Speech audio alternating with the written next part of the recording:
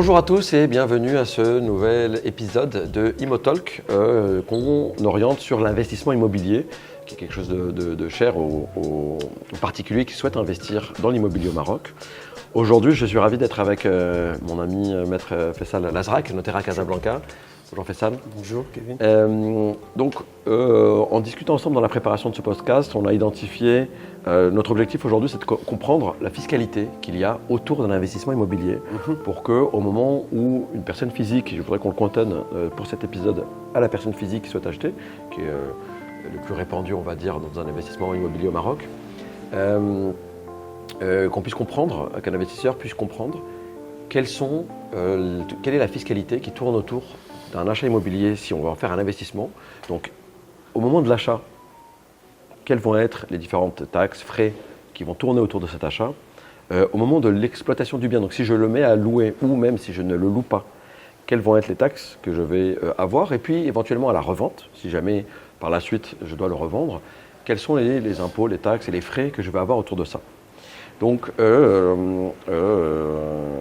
si tu es d'accord, je te laisse te présenter rapidement et parler déjà des impôts et des taxes, des frais liés à l'achat d'un bien immobilier. Merci beaucoup Kevin pour l'invitation. Alors maître Zerk Faisal, notaire à Casablanca depuis plus de 10 ans. J'accompagne mes clients dans tout le process des transactions immobilières, que ce soit en amont ou en aval, c'est-à-dire le conseil juridique et l'établissement des contrats, et bien sûr le conseil en termes d'incidence juridique et fiscale de chaque acte.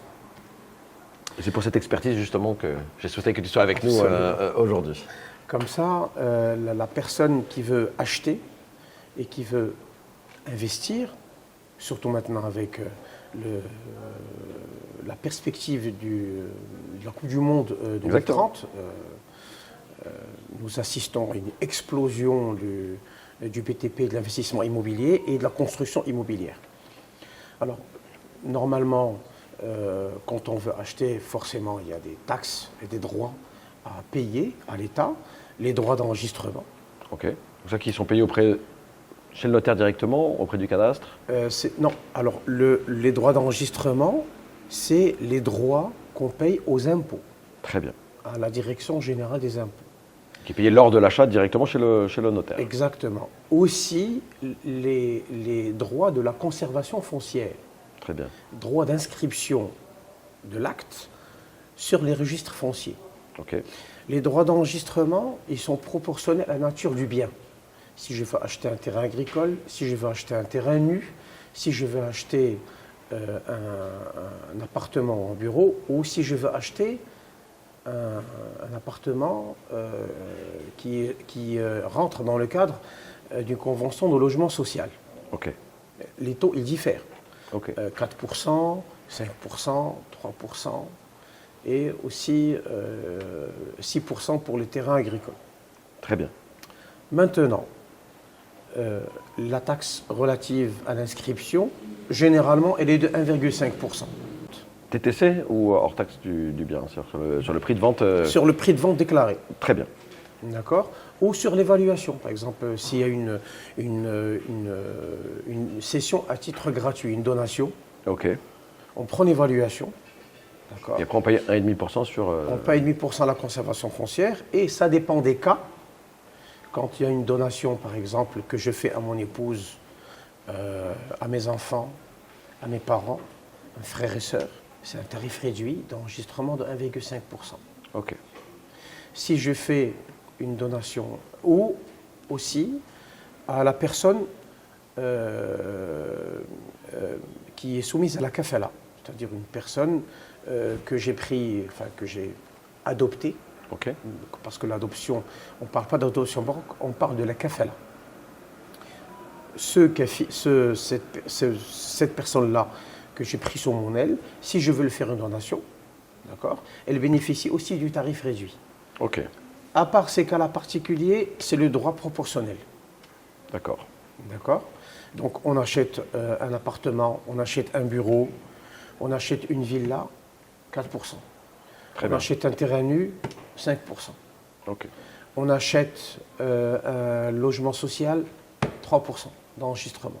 Ok. D'accord. Ce qui veut dire que lorsque j'achète, moi par exemple, je vais acheter un studio parce que je souhaite en faire un investissement immobilier. Le studio va me coûter, pour faire simple, 1 million de dirhams. Sur ce 1 million de dirhams, je vais devoir donc payer 1,5%. Non, je paye 3%, 3%, je paye 4% à l'enregistrement et et 1,5%. 1,5% pour la conservation foncière. Ok, donc c'est déjà 5,5% que je dois rajouter au prix initial, Très bien. Plus les honoraires du notaire. évidemment. Qui sont généralement de 1,5%. Est-ce qu'il y a une réglementation d'ailleurs sur les droits de notaire? Normalement, c'est 1%. 1%. 1%. Très bien. Hors taxe. Hors taxe. Ok, très bien. Plus 20% de TVA. Ok. Très bien. Est-ce qu'il y a d'autres frais qui sont... il peut y avoir des frais bancaires, j'imagine, si jamais je passe par un crédit. Si vous passez par un crédit, il y a aussi des droits de conservation foncière à payer sur le montant du prêt, mais selon un barème, sur une tranche. D'accord. Il y a un barème à la conservation foncière, selon les tranches, et normalement c'est 1,5%. Ok. Donc, grosso modo, on se dit qu'à peu près 7%, 7,5% Absolument. supplémentaires, Oui. bien initial. Donc, si ça me coûte 1 million, ça va me coûter donc 1,75 million Oui. au moment de passer chez le notaire pour pouvoir régler les différents frais. Mhm. Très bien. Est-ce qu'au moment de l'achat, j'ai d'autres taxes à payer ou est-ce qu'avec ça, je suis Là, vous avez, après avoir signé le contrat chez le notaire, ce dernier s'occupe de la formalisation ok. auprès des administrations concernées. Et puis, la conservation foncière produit le certificat de propriété, Ok. le titre de propriété attestant que vous êtes propriétaire exclusif. Bien sûr, si vous avez pris un crédit, il y a une charge foncière de l'hypothèque au profit de l'organisme qui vous a consenti ou qui vous a conféré le prêt bancaire. Très bien. Après, durant la vie de l'appartement ou du bien acheté, il y a des taxes à payer. Très bien. Généralement, c'est des taxes, ce qu'on appelle comme en France, des taxes foncières. La taxe d'habitation Ok. et la taxe services communaux, Ok. Qui est obligatoire pour tous les biens. pour tous les biens. Très bien. Nous payons la taxe d'habitation, et nous payons la taxe des services communaux, qui est qu'on appelait avant la taxe d'édilité, c'est une taxe pour la propreté De la commune. La commune. Très bien. De combien sont ces taxes? Est-ce que c'est un barème qui est national? Est-ce que c'est un barème qui va par commune, par arrondissement? Est-ce que tu peux nous en dire plus un petit peu pour... En fait, c'est un barème, c'est la taxe généralement, la base imposable, c'est la valeur locative annuelle. Très bien. Comment se calcule? Donc, une question, je voudrais, dans un premier temps, si je ne souhaite pas le louer, je souhaite l'avoir pour Pour y le habiter. garder. Non, même pas pour y habiter. Moi, j'ai ma résidence principale, mais je veux le garder parce que j'ai un peu de sous et je me dis, bon, c'est bien, je vais investir dans la pierre. Je le verrai si je le donne plus tard à mes enfants, si je le garde pour moi plus tard. Je ne veux pas le louer dans un tout premier temps. Juste pour Il est comprendre vide. ce cas de, il est vide. Dans ce cas de figure-là, quelles sont les taxes que je dois payer? Dans ce cas, déclaration de vacances. Très bien. C'est-à-dire que vous avez la taxe d'habitation, vous avez la taxe des services communaux, mais vous faites une déclaration de vacances auprès des impôts Très bien. pour éviter les pénalités Ok. en cas de revente. Ok. D'accord? Ce qui veut dire qu'à ce moment-là, si je fais une déclaration de vacances, je n'ai aucune taxe à payer? Non, vous payez les taxes, Ok. mais vous ne payez pas les pénalités. Qu'est-ce que tu veux dire? Quelles sont les pénalités? Parce que normalement, quand moi, je ne fais pas une déclaration en temps et en heure Oui. qui ne doit pas dépasser le 31 janvier de l'année qui suit celle dans laquelle j'ai acheté le bien. Oui. Que ce soit une déclaration de vacances, une déclaration d'achèvement des travaux ou une déclaration de changement de propriété ou d'affectation du bien. C'est-à-dire, par exemple, j'ai acheté un bien. Entre parenthèses, il faut dire deux choses très importantes. C'est que pour la taxe d'habitation, quand j'achète un bien neuf, je suis exonéré de la taxe d'habitation durant 5 ans. Très bien. Même si je le loue, quel que soit mon cas de figure. Que j'y habite, que je le loue, que je le laisse vacant, je n'ai pas de taxe d'habitation les 5 premières années. Si vous le louez, il faut déclarer qu'il est loué. Bien sûr. Je ne paierai pas la taxe d'habitation. vous payerez la taxe d'habitation. Ok, La taxe services communaux, vous n'êtes pas exonéré pendant 5 ans. Vous la payez la première année. très bien, Parce que c'est la taxe qui revient aux communes. très bien. D'accord? Maintenant, vous achetez un bien, pour revenir l'exemple que vous avez donné. J'achète un bien, j'y habite, d'accord? Pendant un certain temps. Après, je vais habiter ailleurs, mais j'ai gardé mon bien. Ce n'est donc la taxe d'habitation et taxe services communaux que je payais, je la payais sur un bien qui était ma résidence principale. Oui, Donc il y avait un abattement de 75%. ok, Je bénéficie de ça parce que c'est ma résidence principale. très bien.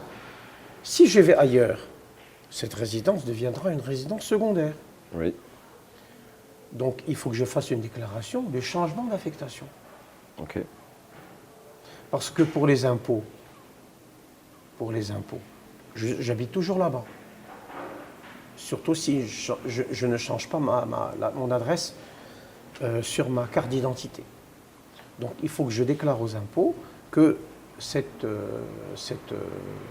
appartement n'est plus ma résidence constitue plus ma principale. résidence principale, c'est ma résidence secondaire. Et donc là, je vais payer plein tarif sur la taxe.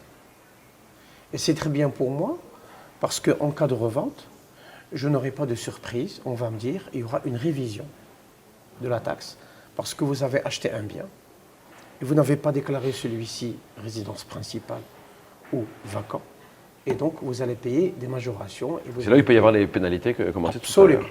Donc pour reprendre, j'achète un bien, je paye les différentes taxes qu'on a discutées tout à l'heure qui sont de 7%. Si c'est ma résidence principale, je dois payer la taxe des services communaux Et la et taxe taxe d'habitation qui est exonérée les 5 premières années si j'y habite. Absolument. Très bien. Si par contre, ce n'est pas, je le suis en vrai investissement pour le louer ou pour le garder même vacant, dans tous les cas, si ce n'est pas ma résidence principale, je vais devoir payer la taxe des services communaux et la taxe d'habitation. Très bien. Quel est le montant de ces taxes? Est-ce qu'il y a un barème ou est-ce qu'on peut se procurer il y, ce barème? il y a un barème qu'on peut, bien sûr, parce que c'est la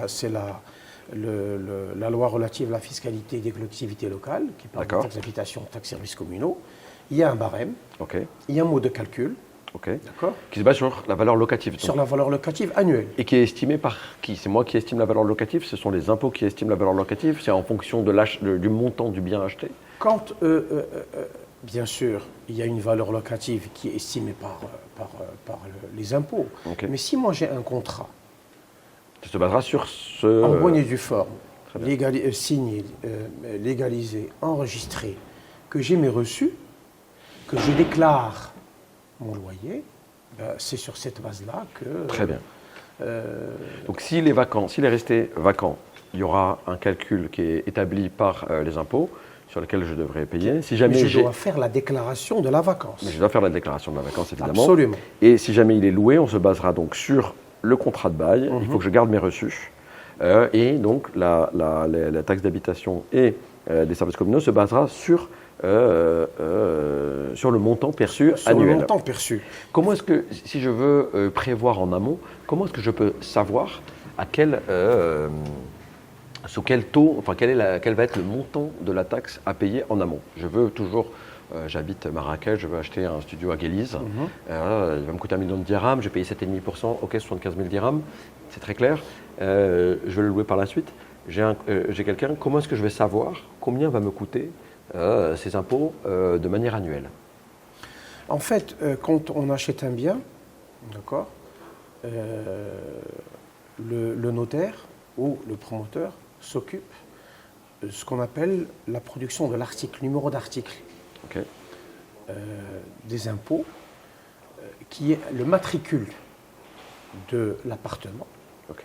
Et sur ce matricule-là, d'accord, c'est sur ce matricule-là que les impôts vont se baser, ok, pour Définir le montant de ces impôts. définir le montant, selon le barème qu'ils ont eux, et selon la loi du marché et Ok. du quartier. D'accord. Maintenant, Donc c'est pas quelque chose à niveau des villes ni national, c'est quelque chose auprès des quartiers. Bien sûr, parce que la taxe d'habitation, sur un bien de 50 mètres carrés ou 80 mètres carrés, ce n'est pas la même taxe d'habitation sur un bien de 140 ou 240 mètres carrés. Bien sûr, ok. D'accord? Maintenant, moi, je loue ce bien.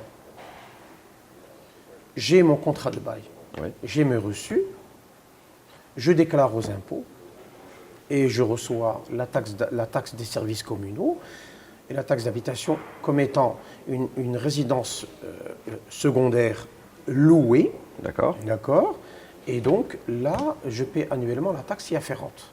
Est-ce qu'on a une idée? Est-ce que ça représente 10% de la valeur locative? Est-ce que ça représente plutôt 20%? Est-ce qu'il y a des ordres de grandeur que tu peux nous partager? En fait, ça dépend des tranches. Ok. Ça dépend des tranches de la valeur. Et en face de chaque tranche, il y a un pourcentage. Ok. Si vous voulez, je peux vous en faire part après, parce que c'est des tableaux qui sont très spécifiques. Ok, donc en fait, ça va être en fonction des villes, en fonction des quartiers, et en fonction de la superficie, en fonction du prix, en fonction du matricule. Absolument. Ok. Mais généralement, on peut s'attendre à quoi? Aux alentours de, pour faire des big numbers, on parle de quoi? De 20% à peu près, qui va devoir être remis, ou est-ce que... En fait, si c'est une résidence principale, si c'est par exemple une villa, par exemple à Casa Greentown, d'accord, à la ville verte, Oui. ça peut aller jusqu'à 6 000 dirhams par an. Ah, ok, donc c'est un forfait, c'est pas de... Ok. Et même si c'est une résidence principale. Et ça peut aller à 500 ou à 600 dirhams par an, si c'est un petit appartement au centre-ville ou à la périphérie de Casablanca. Très bien. Ok, donc les taxes ne sont pas non plus si importantes que ça. Oui, au moment de la location. mais c'est vrai que comme j'ai dit tout à l'heure, quand il s'agit d'une résidence principale, il y a un abattement de 75%. Très bien. Quand c'est une résidence secondaire, je paie plein tarif. Je paye ce plein tarif. Absolument. D'accord, ok. Donc ça, c'est à prendre en compte en fonction du matricule. Et ça, pour avoir ça, une fois que j'ai signé mon contrat, je vais avoir donc ce fameux matricule et je vais pouvoir aller à la direction des impôts pour connaître en amont, avec mon contrat, quel sera le montant total que j'ai à payer. En fait, quand vous achetez et que vous êtes inscrit, vous avez un numéro d'article, l'année d'après, l'année qui suit, c'est-à-dire vous avez acheté en 2021, l'année 2022, vous aurez la taxe des services communaux à payer. Très bien, ok. C'est très clair. Donc ça, c'est important à prendre en compte dans le cadre d'un investissement immobilier. Et donc ça dépendra. Il y a la taxe communale, Quand la vous taxe achetez, d'habitation absolument. sur la base du contrat, etc. Est-ce qu'on peut parler rapidement, parce qu'on a vu si on le laissait vacant, il faut l'annoncer, même si on sera redevable de la taxe. Si on le garde en résidence principale, il y aura un abattement et une exonération les 5 premières années. Et puis si jamais on le loue, ça se basera sur la taxe communale et la taxe d'habitation qui se basera sur la valeur locative du bien. Très bien. Si jamais je souhaite le louer en Airbnb, est-ce qu'il y a une fiscalité spécifique à ça? Est-ce que tu as de l'expertise sur ce point-là, sur la location courte durée, ou est-ce que le cadre légal n'est pas encore bouclé au Maroc? En fait, pour tout ce qui est loyer, et donc là le revenu foncier, il est spécifié, clair et net, selon un taux progressif, c'est-à-dire jusqu'à 60 000 dirhams par an, 7 ans, de 60 000 à X, 7 ans, exactement. etc. Et surtout que maintenant, il y a comment dirais-je, ils ont augmenté le seuil d'exonération de 30 000 à 40 000 dirhams. C'est-à-dire que si je loue un bien à 40 000 ou en-deçà de 40 000, je suis exonéré. Je fais une déclaration. Très bien. Intéressant à savoir. Annuelle. Annuelle. Maintenant, 40 001 à 60 000, je paye. C'est un pourcentage en fait. Et c'est un revenu foncier, donc on paye maximum, et ça dépend de la dernière tranche, à 37%. Ok, donc ça va d'une exonération au maximum 37%. C'était 38 avant, maintenant c'est 37%. Très bien, en fait c'est entre 0 et 37 en fonction de la Absolument, valeur, etc. en fonction de la valeur. Ça, au moment où j'achète, est-ce que je peux me renseigner auprès de mon notaire pour qu'il m'aide à comprendre quelles sont les taxes Bien que je vais évidemment, avoir en bien fonction sur évidemment. ce bien-là. Bien Je veux dire, évidemment. aujourd'hui, si je le loue, on va dire à 100 000 grammes, quelles vont être les taxes pour pouvoir prévoir ça en amont. Donc ça, c'est quelque Bien chose sur lequel on peut le évidemment. voir, on peut le faire directement avec son Mais notaire bien sûr, pour ne il pas avoir de faut- surprise et que ce soit très clair Ouais, avant ouais, l'acte ouais. d'achat. Très bien, donc c'est très spécifique par ville, par quartier, c'est spécifique en fonction de la superficie, en fonction de la valeur, c'est pour ça qu'on ne peut pas donner des chiffres exacts. Par contre, ce qu'on peut faire, c'est aller voir son notaire, expliquer l'objectif qu'on a de faire un investissement locatif, estimer à peu près, parce que ça on peut le savoir, la valeur locative annuelle, et à partir de là, avoir une estimation avec son notaire assez précise des impôts qui vont y afférer. C'est très clair. Maintenant, donc ça, c'est clair au moment de l'achat, mes frais au niveau de l'achat, c'est clair, mes frais qui vont être variables en fonction de tout ce qu'on a dit, résidence principale, secondaire, loué, vacant, quartier, etc. Et valeur locative annuelle du bien. Maintenant, si jamais demain je veux le revendre, quels vont être les taxes ou impôts que j'ai? Est-ce qu'il y a un impôt sur la plus-value? Si je fais une non-value, est-ce que j'ai des impôts aussi à payer dessus? Si je l'ai loué, pas loué, qu'est-ce que tu peux nous dire sur les frais liés à la revente d'un bien immobilier? Alors, quand j'achète un bien immobilier et que je veux le revendre, déjà j'ai un délai de 30 jours pour faire la déclaration, Très bien. Après l'acte de notarial. à compter de la date. Très bien. 30 jours et pas un mois. C'est 30 30 jours, très clair. J'ai 30 jours pour l'enregistrer et j'ai 30 jours pour, 30 jours pour payer l'enregistrement et 30 jours pour, comment dirais-je, Déclarer. pour déclarer l'IR sur les profits fonciers. Donc l'impôt sur le revenu sur les profits fonciers. Très Avant, c'était la TPI. bien. Ok. Maintenant, c'est un impôt. Ok. Parce qu'il y avait une harmonisation de l'impôt en général. On ne parle plus de taxes sur les profits immobiliers. On parle de l'impôt sur le revenu sur les profits fonciers. D'accord. Alors, quand j'achète un bien et que j'en fais ma résidence principale durant 5 ans, Oui. continue, Oui.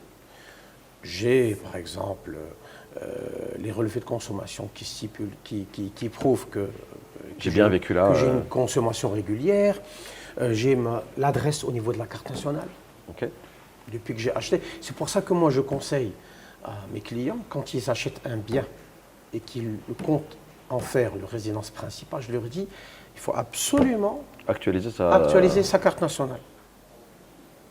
Parce qu'avant, le service des impôts exigeait une attestation administrative de résidence qu'on ne donne plus. La commune ne veut plus donner cette attestation. Donc, on se base sur l'adresse qui figure sur la carte nationale. Très clair. D'accord. Donc, j'ai ma carte nationale, j'ai mes relevés de consommation, j'ai mon origine de propriété qui est le contrat avec lequel j'ai acheté et le contrat avec lequel j'ai vendu. Et je dépose ma déclaration 30 jours à compter de la... Il ne faut pas que ça dépasse 30 jours. Très bien. Sinon, il y aura On aura une irrégularité une et- irrégularité, une pénalité, une majoration et tout. Donc, si c'est une résidence principale, je suis exonéré de l'IR, mais je dois faire une déclaration. Très bien. Je dois déposer ma déclaration. Quand bien même je suis exonéré. Très bien. Ah, bien sûr. Ce n'est pas libératoire. Oui, bien sûr. On est exonéré, mais comment prouver que je suis exonéré? C'est en déposant ma déclaration C'est clair. que je suis exonéré. Et Maintenant, quel que soit, c'est-à-dire, une fois que j'ai fait 5 ans, après même si je la revends 20 ans après, pas de problème. Même si je fais une plus-value importante, j'aurai pas de... ah oui, même si vous faites une Très bien. plus-value importante, d'accord, vous avez habité 20 ans, c'est votre résidence principale, vous êtes exonéré, sachant que vous devriez être à jour dans les taxes. à jour sur la et taxe services d'habitation communaux. et services communaux, les deux, évidemment. Parce que déjà, moi, en tant que notaire, je ne peux pas établir l'acte. Sans avoir ce quitus. Très bien. Ce fameux sésame, cette attestation, ça c'est une autre histoire, parce que maintenant l'article 139 du Code général des impôts exige la production préalablement de l'attestation de paiement avant quelconque acte, que ce soit une donation, que ce soit une cession, une vente, même une donation en ligne directe, même une donation démembrée, il faut l'attestation fiscale. Très bien. Et Ça a causé quelques ralentissements dans la partie administrative. jusqu'à maintenant. Jusqu'à maintenant. Et jusqu'à c'est vrai qu'il y en a. maintenant. Alors moi, j'ai toujours été pro-taxe, mais c'est vrai qu'il y en a certains qui s'en plaignent sur l'agilité. Mais je pense que là, une solution, ça serait de fluidifier ça pour que ça soit plus rapide au final. Plus rapide. Je pense que justement, les choses, elles vont s'améliorer. Vous savez, chaque nouveau process Oui, tarde à se mettre en place, tarde à se mettre en place, à être bien surtout, huilé. On est d'accord. La digitalisation avec la mentalité, on est habitué à rencontrer les gens, à discuter, à déposer physiquement. Et donc, du jour au lendemain, on dépose de manière digitale. Maintenant, tout est digital. Les télépaiements, les téléservices, tout devient digital après le Covid. Donc, moi, je pense que d'ici le début de l'année prochaine, tout va rentrer dans l'ordre. Absolument. Je suis d'accord. Absolument. Très bien. Donc là, Maintenant, si jamais c'est, pour moi c'est clair, si jamais c'est un bien que j'ai acheté, toujours le même studio à 1 million de dirhams, je l'ai loué pendant 10 ans. Je suis à jour, j'ai payé ma taxe communale, ma taxe d'habitation religieusement régulièrement pendant les 10 ans. Au bout des 10 ans, je le revends, et on va reprendre le même exemple, je le revends à 1,2 million. Donc je fais 200 000 dirhams de plus-value. Quelles seraient les taxes à ce moment-là que je dois payer? comme j'ai dit dans les taxes, Oui. il faut être à jour aussi dans la déclaration des revenus fonciers. Ok. C'est important. Pourquoi? C'est-à-dire quoi, qu'est-ce que tu appelles les revenus fonciers? Au-delà de la taxe le loyer. Ça, on l'a payé avec la taxe des services communaux et la taxe d'habitation. Ah non. Ah ok, il y a une autre Non, il taxe. faut faire des déclarations. Très bien, ok. Il faut faire des déclarations annuelles, Très bien, avant le 1er mars. ok. Ah oui, donc au-delà de ces deux taxes-là, de la taxe de services communaux et d'habitation, on a la taxe sur les revenus fonciers. Oui, parce que Très bien. moi j'ai loué. Donc j'ai eu un revenu sur lequel D'accord. je dois... J'ai une taxe, je paie la taxe, d'accord, relativement à, qui est proportionnelle, parce que ce n'est pas mon habitation principale, c'est un bien que je loue. Donc la taxe, c'est normal, le montant il est un petit peu bien. supérieur. Ouais. Mais je perçois des loyers. Il faut bien que je déclare ces loyers-là. Bien sûr, ok. Donc je dois faire une déclaration annuelle. Et payer mes taxes y afférentes. Et là, c'est quoi? C'est le régime de l'IR, de l'impôt sur les revenus? Ça veut dire que... C'est l'impôt sur le revenu. Il y a aussi un barème, un taux progressif. Ok. Il y a un abattement aussi. C'est-à-dire que si par exemple je suis un fonctionnaire, j'ai un petit pécule, d'accord, et j'ai investi dans 2 petits appartements. À l'année, ça me coûte 60 000 dirhams. De revenus, 60 000 dirhams de revenus. Très bien. Je peux payer selon le taux progressif. C'est-à-dire, il y a un barème, un pourcentage, et je paye. Donc de 0 à 30, ce qu'on disait tout à l'heure, on va être exonéré. 40, on va être exonéré. Exactement. 40 à 60, il y a un barème qui va être en fonction. De Ok. 60 001 et jusqu'à 180 000 dirhams. Ça arrive jusqu'à 37%, donc c'est ça où ça s'aligne avec l'IR. Ok. Ou je peux faire bénéficier, par exemple, que si moi j'ai plusieurs appartements, d'accord, je peux souscrire auprès des impôts ce qu'on appelle un abattement de 20%, une option d'abattement de 20%. C'est-à-dire que la personne à qui je loue, c'est elle qui retient les 20%. Très bien. Et qui va directement payer les impôts. Et ils sont libératoires. Je ne fais pas de déclaration. Ok. Mais c'est une option, je dois la déposer, prendre le récépissé, le remettre à mon locataire. Et c'est lui qui s'en occupe. Ok. Donc si jamais je devais lui louer par exemple 10 000, il va me payer que 8 000, mais lui, il a 2 000 à donner aux impôts. Absolument. Ça devient sa responsabilité. Quand il dépose les 2 000, il doit me donner le reçu, Très bien. que je garde. Je dois garder tous les documents. Demain après-demain, j'ai un contrôle fiscal où j'ai une demande de régularisation. J'ai tous les documents. Très bien. Les taxes foncières sont payées, les revenus locatifs ils sont payés. Et donc tout va bien. Que je comprenne bien aussi, au bout de l'année, avant le 31 mars, quand j'ai donc 30% qui a déjà été payé, et après il y a un calcul 20% qui a déjà été payé. Si on est à 20% pile poil, rien ne se passe. Si je suis en deçà, à ce moment-là, l'État va me rembourser, ou si je suis au-dessus, je vais payer la différence. Comment ça se passe au-delà du taux à 20%? Ou alors sinon, il y a un plafonnement à 20%? Non, un abattement de 20%, il est figé. Il est figé, très bien. Il est figé. Il est figé, donc ça sera les impôts que je paye, 20% fixe. Maintenant, après, si moi je revends le bien et que j'ai fait une plus-value, je paye. Sur la plus-value. Sur la plus-value, je paye 20%. Sur la montée de la plus-value. Donc si je l'achète à 1 million, que je le revends à 1,2 million, j'ai 200 000, et donc je devrais payer aux impôts 40 000 dirhams. Et même si je ne fais pas de profit, je paye une cotisation minimale. Ok. Qui est de combien? Qui est de 3%, mais à partir de 2023, si je ne m'abuse, on paye 5%.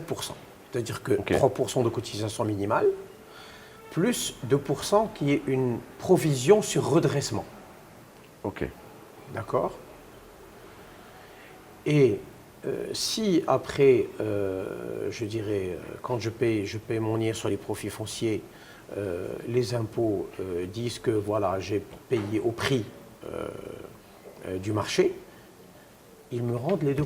Ils sont restitués. Parce que moi, quand je fais la déclaration, en tant que contribuable, je joins mon RIB dans la déclaration. D'accord? Je dois avoir un identifiant fiscal. Ok. D'accord? Je dois avoir un RIB. Je dois avoir un article. C'est très important.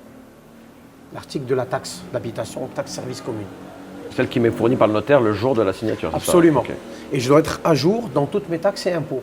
Okay. Comme ça, lors de la revente, je ne me retrouve pas avec une mauvaise surprise. Très bien. Et les 5%, ils sont basés sur quoi? Sur la valeur de la vente ou sur… Les 5% sur le prix de cession. Sur le prix de cession. Oui. Si je vends 1,2 million, je devrais payer 5%, c'est-à-dire 60 000 dirhams que je dois payer quoi qu'il arrive. Absolument. Et après, il y aura éventuellement une partie qui me sera restituée. Et après, on me voit une notification comme quoi voilà la liquidation. D'accord? Et que nous avons un montant à restituer. Et vous devez le répondre. Parce que même s'il vous envoie cette notification, comme quoi on va vous restituer 16 000, 20 000, 28 000, il faut absolument le répondre, leur dire voilà, absolument, je réclame mes 28 000. Et là, on vous les restitue directement sur votre compte. Pour que ce soit très clair pour moi et peut-être aussi pour les auditeurs, ces 5% sont seulement pour le cas de cession d'une résidence secondaire ou également pour la résidence principale? Non, pour la résidence principale, on a dit que si je respecte si je suis à jour sur mes la impôts, durée et si je suis à jour dans mes taxes, je suis exonéré. Je dépose la déclaration, mais je ne paye pas. Très bien, ok. Donc ça c'est uniquement pour les ventes de résidences secondaires. Maintenant, j'habitais moins de 5 ans. Ce n'est plus une résidence principale. D'accord? Donc je paye soit je paye 20% sur un profit si je réalise un profit, soit je paye 5%. Maintenant, il y a un cas très spécial. Si j'habite une maison, ou une villa, ou un appartement, qui est ma résidence principale, mais le montant, il dépasse 4 millions de dirhams. Ok. 4 millions 100, 4 millions 200, 4 millions 300. Je suis exonéré à concurrence de 4 millions de dirhams. Au-delà des 4 millions de dirhams? Je paie 3%. Je paie 3%. Ok. Donc si je vendais 5 millions de dirhams, j'aurais 1 million de dirhams. Même si c'est ma résidence principale, je paie 30 000. Ok, si je vends 5 millions, là je paye 30 000 qui est le minimum, on va dire la cotisation minimum. Absolument. Okay. Et que j'ai fait une plus-value ou que je n'en ai pas fait. C'est-à-dire que si j'achète ma maison 5 millions et puis je la revends 5 millions 10 ans après et ça a été ma résidence principale, je devrais quand même payer les 30 000. Absolument. Ok, c'est très clair. Et maintenant, il faut différencier la taxe de l'impôt. D'accord? Même si moi j'ai habité moins de 5 ans, la taxe, je la paie en tant que résidence principale. Oui. Mais l'impôt, je vais le payer. Je vais payer l'impôt. Je vais payer la taxe en tant que résidence principale.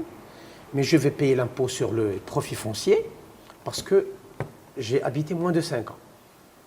C'est très clair. Voilà. Ok. Je crois qu'on a fait le tour au moment de l'achat. Si j'en fais ma résidence principale, j'ai un abattement et puis une exonération par la suite. C'est pour ça que c'est intéressant d'acheter pour vivre au moins 5 ans et puis Oui. par la suite. Si je le fais purement en investissement locatif, ça voudrait dire que je dois être à jour de ma taxe communale, Taxe d'habitation. taxe d'habitation Ah oui. et mes revenus locatifs Et annuels. il faut aller vers le percepteur, vers les impôts, leur dire voilà, j'ai acheté l'année dernière. D'accord. Et quand on achète, ça c'est quand on achète d'un promoteur immobilier. Mais quand on achète En particulier. d'un particulier, l'article est déjà là. Ok. Donc on reprend l'article qui est. On prend l'article. Mais, tout à l'heure, on a parlé de déclaration de vacances. Là, je dois, en tant que contribuable, faire une déclaration de changement de propriétaire. Pourquoi? Pour que, et je le fais avant, j'ai acheté par exemple le 5 juillet 2025, avant le 31 janvier 2026, je dois faire une déclaration de changement de propriétaire, ce qu'on appelle communément l'habitation de côte. Ok. Pourquoi? Pour que les impôts ou les taxes d'habitation viennent en mon nom Très bien. et pas au nom de mon l'ancien propriétaire. Parce que si moi je fais rien Oui, les impôts ne sont pas censés savoir et vont directement envoyer la taxe et que à l'ancien propriétaire. pour l'ancien propriétaire, il a eu son quitus, il a vendu, il a pris son dû, il est parti. Le nouveau propriétaire, il n'est au courant de rien. Le notaire lui a expliqué, mais lui, pour une raison quelconque, je sais pas, il a oublié ou il a dit que c'était pas intéressant. Je recevrai. Première année, deuxième année, troisième année, quatrième année, cinquième année. Et puis un beau jour, on reçoit un avis avec Les arriérés, la Les pénalité, arriérés. la majoration. au nom de l'ancien propriétaire. Et donc c'est, comme disait Coluche, c'est un schmilblick. Qui va payer? Comment on va payer? Quelle est la réclamation qu'on va faire au niveau des impôts? C'est pour ça que maintenant, il faut faire très attention à ces déclarations, très attention à ce qu'on doit payer, à ce qu'on ne doit pas payer aux impôts. Et garder toujours des preuves, toujours des preuves. Pour être qu'on est à jour, garder les preuves comme quoi on est à jour. Absolument, absolument. Donc, sur les impôts, pendant la durée de vie de mon bien, ça c'est clair et ça va dépendre de la valeur locative annuelle et puis du quartier où je suis, de la superficie de mon bien. Et ça, on peut on peut comprendre ces taxes en amont directement en discutant avec notre notaire juste avant l'achat pour que ce soit clair pour nous. Et puis après, il y a la revente et donc qui diffère si c'est résidence principale, résidence secondaire. Et mais qui peut être, si ça a été un investissement locatif, de 20% sur la plus-value qui a été réalisée. Absolument. Ok. C'est très clair. Est-ce qu'il y a d'autres éléments d'éclairage à réaliser ou je pense qu'on a fait quand même un tour Généralement, voilà ce qui se passe quand Très on achète un bien, quand on le loue et quand on le revend. C'est très clair. Très Et clair. après, si on veut des questions plus techniques ou plus précises, s'en Maintenant, c'est acquérir vrai auprès de qu'en son termes notaire. de droit, comme je dis, d'enregistrement, il y a des cas spécifiques. En termes de... Les cas spécifiques sont vus directement avec le Exactement, notaire il faut qui, voir avec qui le gère notaire. ça. Absolument, Très bien. absolument. Merci beaucoup Faisal, c'était un Je vous en plaisir. prie. Et à très bientôt sur À très un nouvel bientôt. épisode Immotalk sur les investissements immobiliers.